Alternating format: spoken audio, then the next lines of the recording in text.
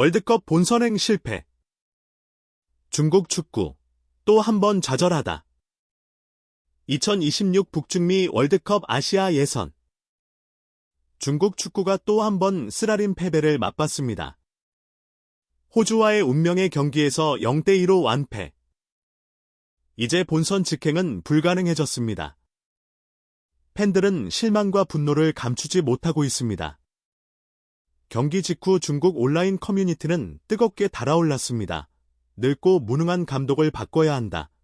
같은 전술만 반복하는 고집불통이라는 것엔 비판이 쏟아지고 있는데요.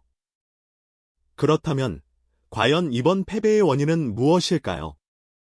중국 축구가 계속해서 무너지는 이유는 단순히 감독 때문일까요? 중국 축구의 근본적인 문제는 무엇인지 지금부터 함께 분석해 보겠습니다. 월드컵 본선행이 사실상 좌절된 중국. 3월 일본전 1대3 패배 이후 이번 예선에서 3연패를 기록하며 희망의 불씨는 완전히 사라졌습니다. 특히 이번 호주전은 중국 팬들에게 커다란 실망을 안겼습니다. 전반 16분 호주의 잭슨 어바인에게 너무나도 쉽게 선제골을 허용하며 경기 분위기를 내줬고 이후 골키퍼 왕다레이의 치명적인 실수로 추가 실점까지 내주면서 완전히 무너지고 말았습니다. 공격력도 심각한 문제였습니다. 중국은 이날 경기에서 총 12개의 슈팅을 시도했지만 그중 단 한 개만이 골문을 향했습니다. 결정적인 순간에서도 집중력이 부족했고 슈팅은 번번이 골문을 벗어나거나 상대 수비에 막혔습니다. 반면 호주는 단 2개의 유효 슈팅만으로 2골을 만들어내며 확실한 차이를 보여줬습니다. 결국 중국은 공격과 수비 모두에서 무기력한 모습을 보이며 완패를 피할 수 없었습니다. 팬들의 기대가 높았던 만큼 실망도 컸고 경기 직후부터 감독과 선수들을 향한 비판이 거세게 쏟아지고 있습니다. 과연 중국 축구는 이 위기를 극복할 수 있을까요? 경기가 끝난 직후 중국 축구 팬들의 분노는 폭발했습니다. 월드컵 본선 진출이 사실상 좌절된 현실에 실망한 팬들은 격렬한 반응을 보이며 감독과 선수들을 강하게 비판하고 있습니다. 특히 중국 최대 포털 사이트인 소우닷컴에는 경기 종료 1시간 만에 700개 이상의 댓글이 달렸는데요. 대부분이 감독을 향한 것은 비난이었습니다. 팬들의 반응을 직접 살펴보겠습니다. 언더라인 사인. 늙고 멍청한 감독은 당장 교체해야 한다. 중국 축구는 감독이 바뀌어도 발전이 없다. 버터를 손에 바른 골키퍼. 실수를 몇 번이나 하는 거야. 이럴 거면 아예 축구팀을 해체하는 게 낫겠다. 중국 팬들은 감독 브랑코, 이방코비치의 전술을 강하게 비판하며 같은 포메이션만 반복하는 무능한 지도자라며 혹평을 쏟아냈습니다. 또한 경기 중 전술 변화가 없고 교체 타이밍도 늦어 경기 흐름을 전혀 바꾸지 못했다고 지적했죠. 특히 팬들은 중국 대표팀이 단순히 감독의 문제만이 아니라 전반적인 경기력과 선수들의 정신력 문제도 심각하다고 말합니다. 12개의 슈팅 중 단 한 개만 유효 슈팅이었고 결정적인 기회에서도 침착함을 잃어 골로 연결하지 못했습니다. 반면 호주는 단 2개의 유효 슈팅을 모두 득점으로 만들며 차이를 보였죠. 이러한 경기 결과에 팬들은 단순한 패배가 아니라 중국 축구의 근본적인 한계를 드러낸 경기라고 평가하고 있습니다. 많은 팬들은 이제는 더 이상 감독을 바꾼다고 해결될 문제가 아니다라고 말하며 중국 축구의 구조적 문제를 지적하고 있습니다. 언더라인 사인. 그렇다면 중국 축구가 계속해서 월드컵 본선에 진출하지 못하는 이유는 무엇일까요? 단순한 전술적 실수 때문일까요? 아니면 더 깊은 문제가 있는 걸까요? 다음 장에서 중국 축구의 근본적인 문제에 대해 자세히 살펴보겠습니다. 중국 축구는 단순히 감독을 교체한다고 해결될 문제가 아닙니다. 이번 예선에서의 부진한 경기력은 단순한 전술적 실패가 아니라 중국 축구가 오랫동안 안고 있는 근본적인 문제를 다시 한번 드러낸 것입니다. 유소년 시스템 부재, 외국인 의존도 증가, 선수들의 낮은 정신력과 기본기 부족. 중국 축구의 가장 큰 문제는 바로 유소년 시스템의 부재입니다.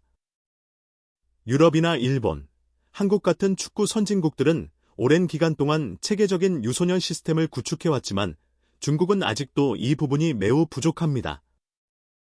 어린 선수들이 성장할 수 있는 환경이 마련되지 않다 보니 재능 있는 선수가 배출되기도 어렵고 기존 선수들의 기본기 수준도 높아지지 않는 것입니다. 그렇다 보니 중국 대표팀은 점점 더 외국인 선수들에게 의존하는 모습을 보이고 있습니다. 실제로 이번 대표팀에도 브라질 출신 귀화 선수들이 다수 포함되어 있었는데요. 하지만 이러한 귀화 정책이 오히려 중국 축구의 장기적인 발전을 저해하고 있다는 지적이 나오고 있습니다. 즉, 단기적인 전력 강화를 위해 귀화 선수들을 활용하는 것이 아니라 자국 선수들의 실력을 근본적으로 끌어올리는 것이 우선이라는 것이죠. 또한 선수들의 정신력 부족도 심각한 문제로 지적되고 있습니다. 경기 도중 포기하는 듯한 태도, 몸을 사리는 플레이, 그리고 강팀을 상대로 주눅드는 모습까지. 축구는 단순한 기술만으로 승리하는 스포츠가 아닙니다. 정신력과 투지가 있어야 하는데 중국 선수들에게는 이러한 부분이 부족하다는 평가가 많습니다. 언더라인 사인. 결국 중국 축구가 발전하기 위해서는 단순히 감독을 바꾸는 것이 아니라 장기적인 개혁이 필요합니다. 유소년 시스템을 강화하고 외국인 선수 의존도를 줄이며 선수들의 정신력과 기본기를 다지는 것이 무엇보다 중요합니다. 과연 중국 축구는 앞으로 어떤 방향으로 나아가게 될까요? 팬들은 또다시 실망해야만 할까요? 아니면 진정한 변화를 맞이할 수 있을까요? 앞으로의 행보를 지켜봐야겠습니다. 언더라인 사인. 그렇다면 한국은 어떨까요? 한국 축구는 오랜 기간 체계적인 유소년 시스템과 강한 정신력을 바탕으로 꾸준한 성장을 이루어왔습니다. 그 결과 손흥민, 김민재, 이강인 같은 선수들이 유럽 무대에서 활약하고 있죠. 하지만 최근 한국 대표팀의 경기력은 다소 아쉬운 모습도 보이고 있습니다. 특히 최근 3경기 연속 무승, 3무이라는 결과는 팬들의 기대에 미치지 못했습니다. 공격진은 답답한 모습을 보였고 수비진 역시 핵심 선수 김민재가 빠지면서 불안감을 노출했습니다. 현재 한국은 조 1위를 달리고 있지만 경기력 자체는 여전히 설득력이 부족하다는 평가를 받고 있습니다. 언더라인 사인. 최근 3경기 3 기대 이하의 경기력. 공격진 침묵 결정력 부족이 문제. 김민재 공백으로 흔들린 수비 조직력. 결국 한국 역시 완벽한 팀은 아닙니다. 팬들은 홍명보 감독 체제에서 보다 설득력 있는 경기력을 기대하고 있으며 앞으로 남은 예선 경기에서 반등이 필요하다는 목소리가 커지고 있습니다. 하지만 이러한 부진 속에서도 한국 축구는 유소년 육성 시스템과 체계적인 선수 관리를 통해 꾸준히 경쟁력을 유지하고 있다는 점이 중요합니다. 이제 중국 축구는 단순한 감독 교체가 아닌 유소년 시스템 개편과 선수들의 기본기 강화에 집중해야 합니다. 한국도 완벽한 상황은 아니지만 장기적인 시스템 덕분에 여전히 아시아 무대에서 경쟁력을 유지하고 있습니다. 과연 중국 축구는 앞으로 어떤 변화를 보여줄까요? 단기적인 성과보다는 근본적인 개혁을 통해 성장할 수 있을까요? 우리는 앞으로도 중국 축구의 행보를 지켜볼 것입니다. 언더라인 사인. 기본기를 갖춘 선수 육성이 최우선. 단기적인 성과보다 장기적인 시스템 구축이 필요. 여러분은 어떻게 생각하시나요? 중국 축구가 앞으로 나아갈 방향에 대해 여러분의 의견을 댓글로 남겨주세요. 지금까지 김준석 해설위원이었습니다.